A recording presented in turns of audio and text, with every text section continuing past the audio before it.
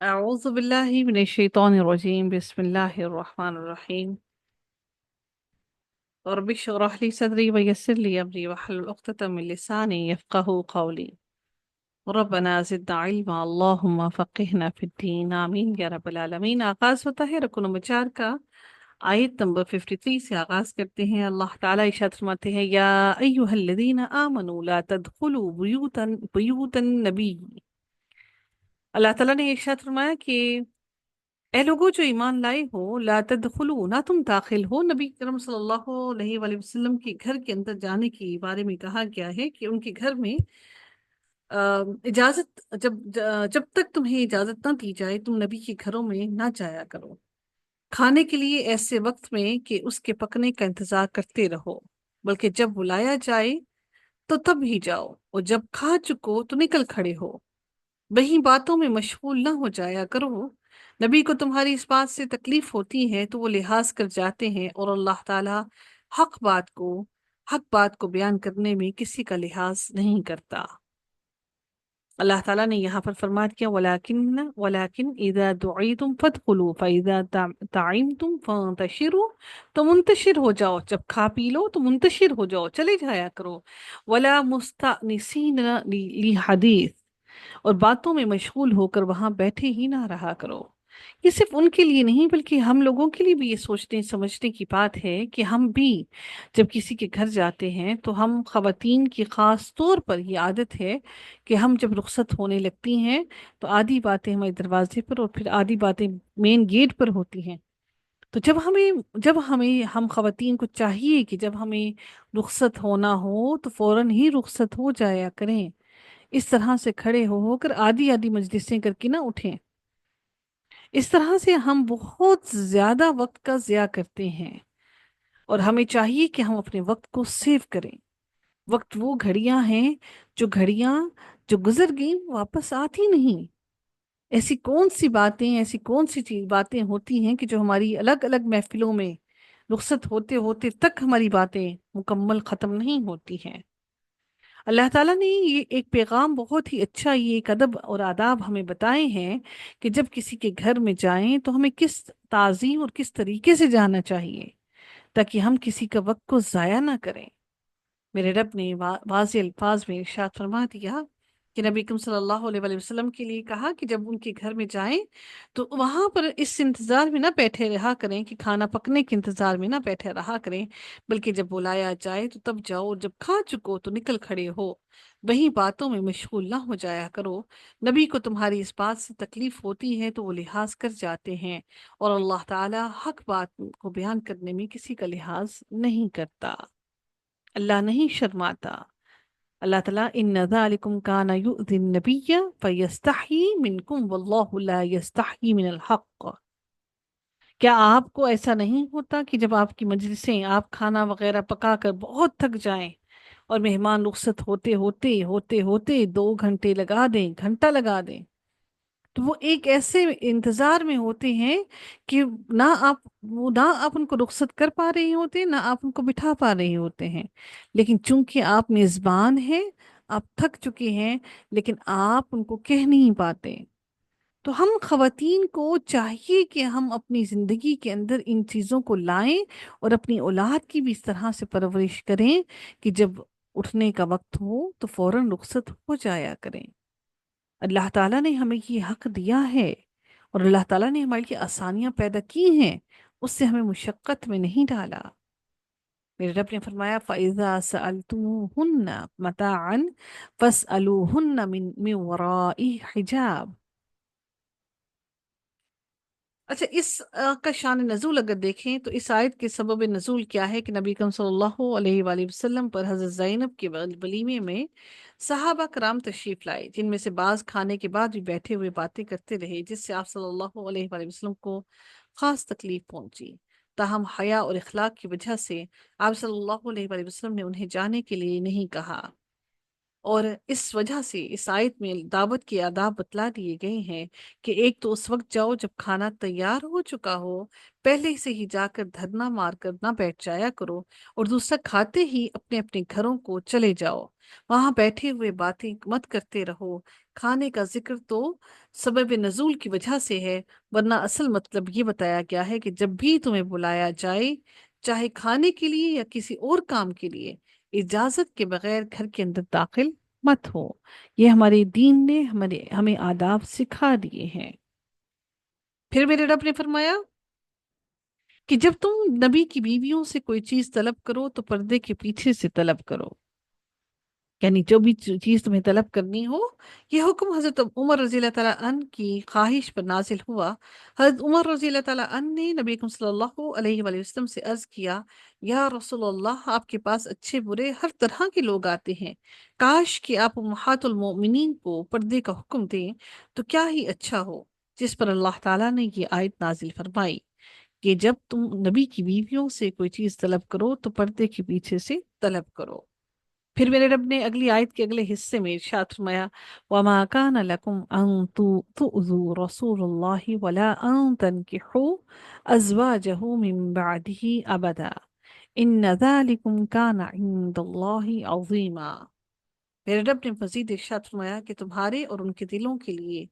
کامل پاکیزگی یہی ہے، نہ تمہیں یہ جائز ہے کہ تم رسول اللہ کو تکلیف دو، اور نہ تمہیں یہ حلال ہے کہ آپ کے بعد کسی وقت بھی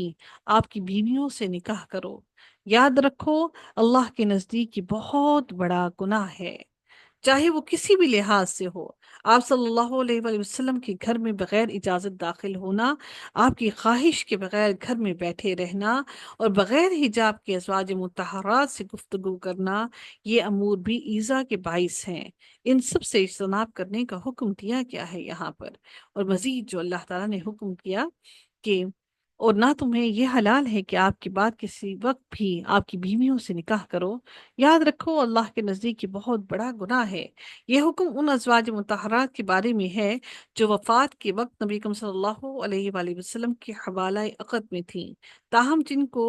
آپ صلی اللہ علیہ وآلہ وسلم نے ہم بستری کے بعد زندگی میں طلاق دے کر اپنے سے علیحدہ کر دیا ہو، وہ اس کے عموم میں داخل ہیں یا نہیں، اس میں دو رائے ہیں۔ بعض ان کو بھی شامل سمجھتے ہیں اور بعض نہیں سمجھتے ہیں، لیکن آپ صلی اللہ علیہ وآلہ وسلم کی ایسی کوئی بیوی تھی ہی نہیں جن کو انہوں نے طلاق دی ہو،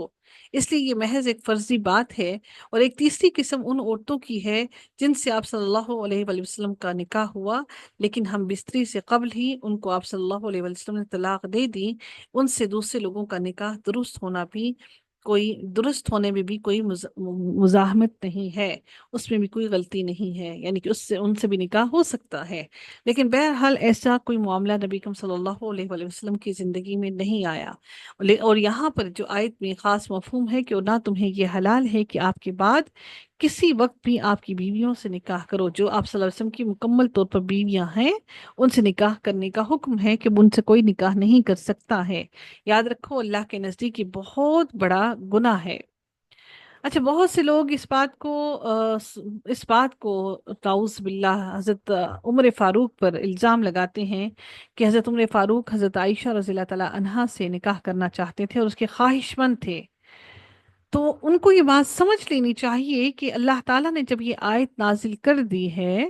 تو ایسے کیسے ممکن ہو سکتا ہے کہ صحابہ کرام نبی کی بیوی کے ساتھ کوئی نکاح کرنے کی خواہش رکھتا ہو۔ تو ہمیں چاہیے کہ ہم اپنے دلوں سے ان تمام باتوں کو نکال دیں اور اپنے دلوں کو ان تمام کی تمام خرافات سے پاک صاف کریں، اور صحابہ کرام کے لیے اس قسم کے خیالات اپنے دلوں میں ہرگز ہرگز نہ لائیں۔ یہ فتنہ ہے جو بہت تیزی سے دنیا کے اندر پھیل رہا ہے۔ ہمیں چاہیے کہ ہم سمجھیں کہ وہ صحابہ کرام جیسے ہی اللہ تعالیٰ کا حکم آتا تو سر تسلیم خم کر لیتے، اور اس کے آگے کوئی ایک لفظ نہ بولتے اور نہ ہی کوئی سوال کرتے۔ تو کیسے ممکن ہے کہ اللہ تعالیٰ نے اتنی بڑی بات کہہ دی کہ اگر تم نبی کی بیویوں سے اگر کوئی نکاح کرے گا تو اللہ تعالیٰ نے فرمایا کہ یہ بہت بڑا گناہ ہے۔ ذالکم کان عند اللہ عظیما، یہ اللہ کے نزدیک بہت بڑا گناہ ہے، بہت بڑی بات ہے۔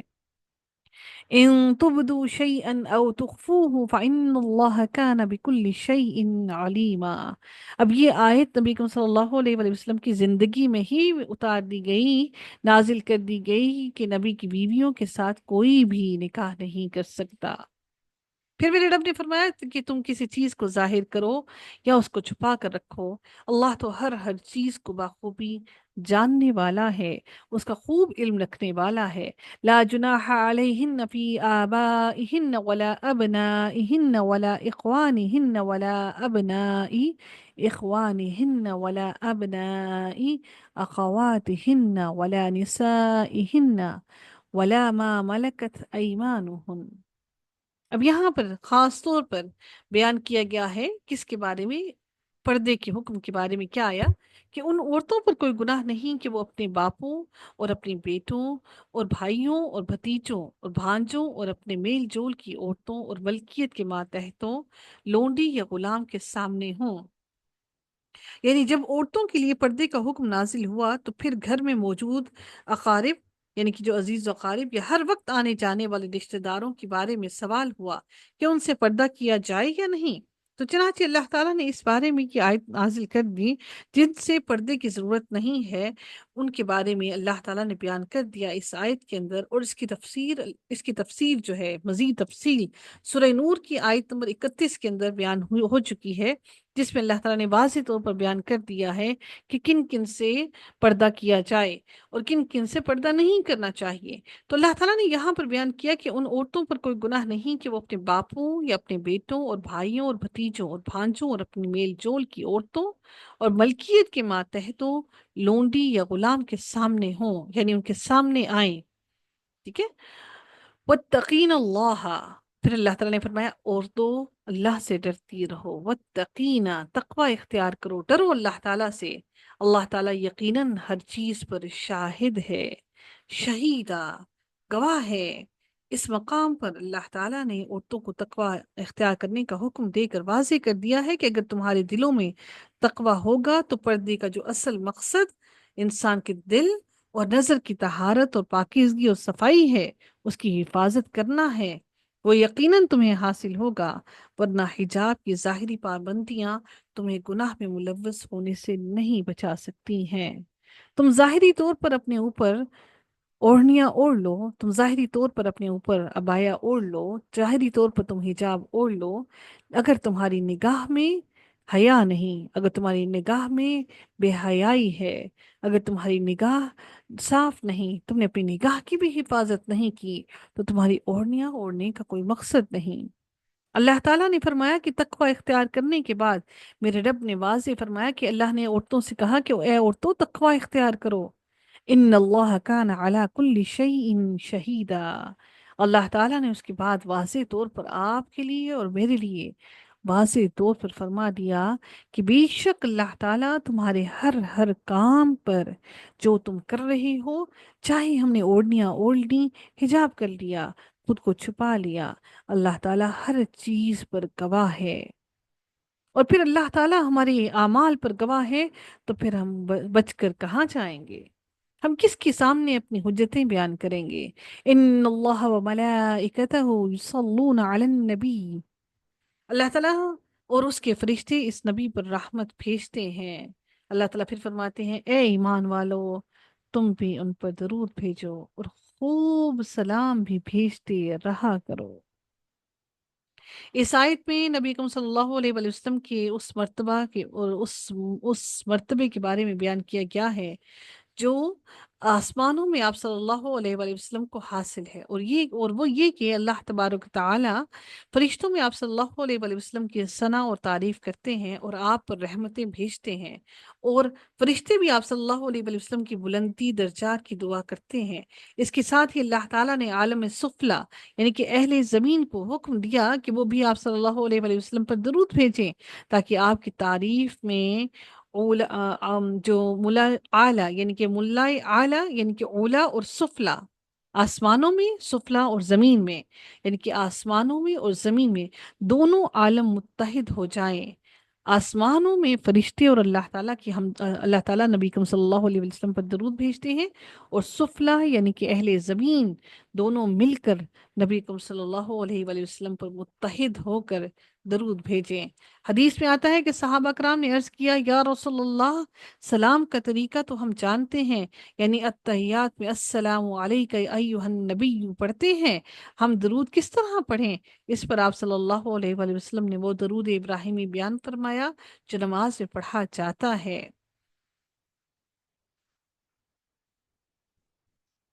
اس کے علاوہ بھی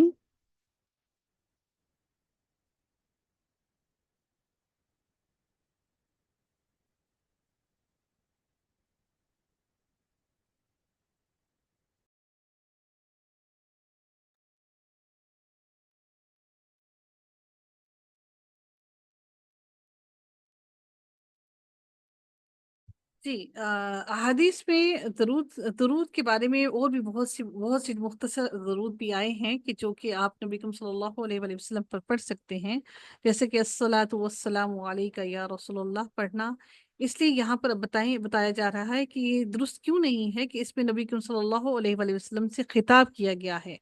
جو درود پڑھا جاتا ہے نا، الصلاۃ والسلام علیک یا رسول اللہ، اس کو پڑھنا اس لیے درست نہیں ہے کیونکہ اس میں نبی کریم صلی اللہ علیہ وآلہ وسلم سے خطاب کیا جا رہا ہے، یا رسول اللہ کہا جا رہا ہے کہ جو آپ کے سامنے موجود ہو، اور یہ صیغہ نبی کریم صلی اللہ علیہ وآلہ وسلم سے عام درود کے وقت منقول نہیں ہے، یعنی کہ عام اوقات میں آپ کی درود نہیں پڑھ سکتے ہیں۔ اور التحیات میں وہ جو السلام علیکہ ایھا النبی،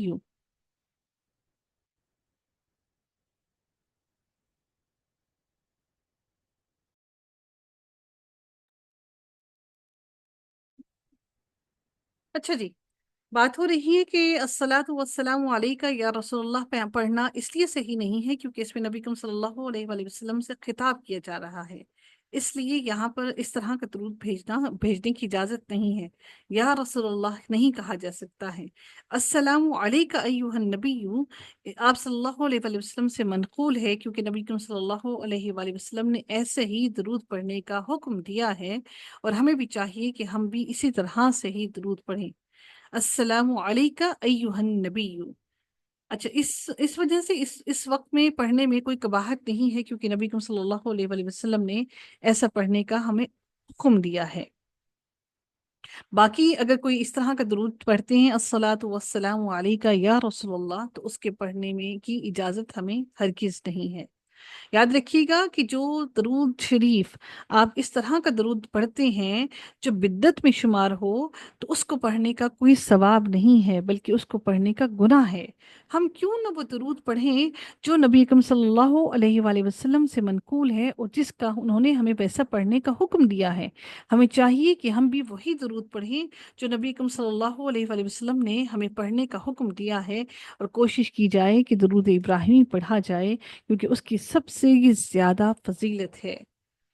ایک دلیل یہ بھی ہے کہ مسند احمد میں ہے کہ ایک شخص نے نبی کریم صلی اللہ علیہ وآلہ وسلم سے سوال کیا، یا رسول اللہ، آپ صلی اللہ علیہ وآلہ وسلم پر سلام کس طرح پڑھنا ہے؟ یہ تو ہم نے جان لیا کہ ہم تشہد میں السلام علیکہ پڑھتے ہیں، لیکن جب ہم نماز میں ہوں تو آپ پر درود کس طرح پڑھیں؟ تو آپ صلی اللہ علیہ وآلہ وسلم نے درود ابراہیمی پڑھنے کی تلقین فرمائی ہے کہ درود ابراہیمی کو پڑھا جائے،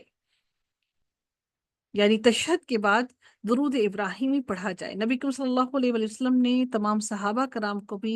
درود ابراہیمی کو ہی پڑھنے کا حکم دیا، جس سے ہمیں یہ معلوم ہوتا ہے کہ نماز میں سلام کے ساتھ درود بھی پڑھنا چاہیے، اور اس کا مقام تشہد ہے، اور حدیث میں یہ عام ہے، اسے پہلے یا دوسرے تشہد کے ساتھ خاص نہیں کیا گیا ہے، جس سے یہ استدلال کرنا صحیح ہے کہ پہلے اور دوسرے دونوں تشہد میں سلام اور درود پڑھا جائے، اور جن روایات میں تشہد اول کا بغیر درود کے ذکر ہے انہیں سورہ احزاب کی آیت صلو علیہ وسلم کے نزول سے پہلے ہی بیان کر دیا گیا ہے، لیکن اس آیت کی نزول یعنی 5 ہجری کے بعد نبی اکرم صلی اللہ علیہ وآلہ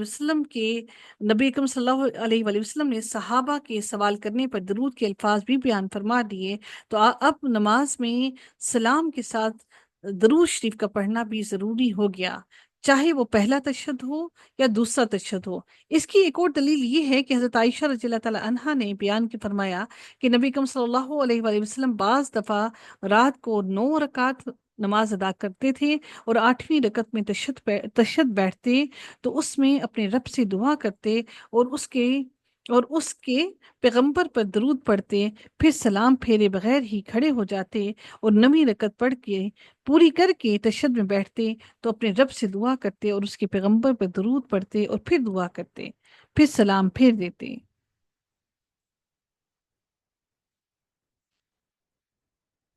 نبی کریم صلی اللہ علیہ وآلہ وسلم نے اپنی رات کی نماز میں پہلے اور آخری دونوں تشہد میں درود پڑھا ہے۔ یہ اگرچہ نفلی نماز کا واقعہ ہے، لیکن جو دلائل ہیں اس سے یہ بات ثابت ہوتی ہے کہ نبی کریم صلی اللہ علیہ وآلہ وسلم کی اس عمل سے تائید ہو جاتی ہے کہ اس لیے اسے صرف نفلی نماز تک محدود کرنا صحیح نہیں ہوگا۔ تو اب آپ یہاں سے ایک بات جو واضح ہوتی ہے وہ یہ بھی واضح ہوتی ہے کہ جو ہم لوگ سنتیں چار چار سنتیں اکٹھی ملا کر پڑھتے ہیں، ہمیں چاہیے کہ سنت دو دو سنت الگ الگ کر کے پڑھیں، تاکہ اس سنت کو دو الگ پڑھنے کی وجہ سے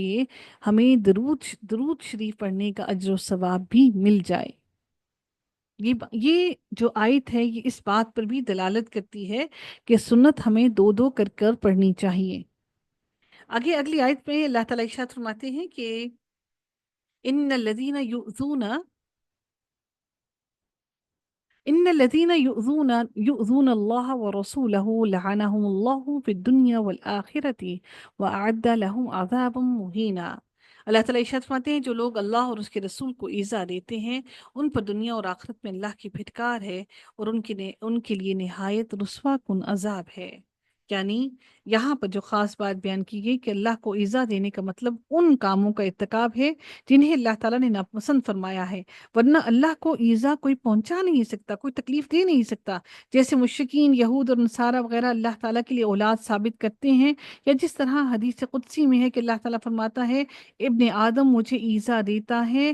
زمانے کو گالی دیتا ہے، حالانکہ میں ہی زمانہ ہوں، اس کے رات اور دن کی گردش میرے ہی حکم سے ہوتی ہے۔ ہم بڑے ہی آسانی سے کہہ دیتے ہیں کہ زمانہ بہت خراب ہے۔ زمانے کے بارے میں کبھی کوئی یہ نہ کہے کہ زمانہ خراب ہے۔ ماحول خراب ہو جاتا ہے، ہماری پرورش خراب ہو جاتی ہے، لیکن اللہ تعالیٰ نے کیا فرمایا حدیث قدسی میں کہ زمانہ میں ہوں، میں ہی ہوں جو دن اور رات کی گردشوں کو چلانے والا ہوں، میں ہی ہوں جو دن اور رات کو اپنے ہاتھ میں لیے ہوئے ہوں۔ پھر زمانہ کیسے خراب ہو سکتا ہے؟ کتنی بڑی بات ہم اللہ تعالیٰ کے ساتھ منسوب کر دیتے ہیں۔ یعنی یہ کہنا کہ یا زمانے زمانے کے بارے میں یہ بات کہہ دینا کہ زمانہ خراب ہے بالکل بھی درست نہیں ہے۔ اللہ کے رسول کو ایذا پہنچانا، آپ صلی اللہ علیہ وآلہ وسلم کی تکذیب کرنا، آپ کو شاعر کہنا، آپ کو کذاب کہنا، آپ کو ساحر کہنا، آپ کو جادوگر کہنا، یہ سب باتیں کہنا نبی اکرم صلی اللہ علیہ وآلہ وسلم کو ایذا پہنچانے کے مترادف ہے، ان کو تکلیف پہنچانے کے مترادف ہے۔ پھر میرے رب نے ارشاد فرمایا والذین یؤذون المؤمنین والمؤمنات بغیر ما اکتسبوا فقد احتملوا بہتانا و اثما مبینا۔ میرے رب نے فرمایا اور جو لوگ مومن مردوں اور مومن عورتوں کو ایذا دیں بغیر کسی جرم کے، اور جو ان سے سرزد ہوا ہو، وہ بڑے ہی بہتان اور صریح گناہ کا بوجھ اٹھاتے ہیں۔ یعنی ان کو بدنام کرنے کے لیے ان پر بہتان باندھنا، ان کو ناجائز طریقے سے ان کے بارے میں بیان کرنا، باتیں کرنا، توہین کرنا، یہ ساری کی ساری باتیں اللہ تعالیٰ نے یہاں پر واضح طور پر بیان کر دی ہیں کہ ان کو بھی ہم بدقسمتی سے بہتان لگانے کو کوئی بات سمجھتے ہی نہیں ہیں۔ تو یہ اللہ تعالیٰ نے خاص طور پر بیان کیا کہ جو مومن مردوں پر اور مومن عورتوں پر بھی بہتان لگاتے ہیں، ان کو ایذا پہنچاتے ہیں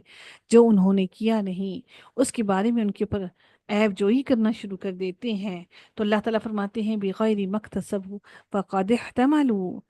بہتانا و اثما مبینہ،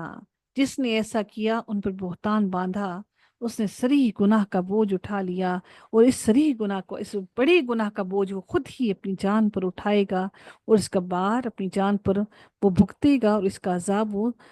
مرنے کے بعد بھی اور دنیا میں بھی وہ حاصل کرے گا۔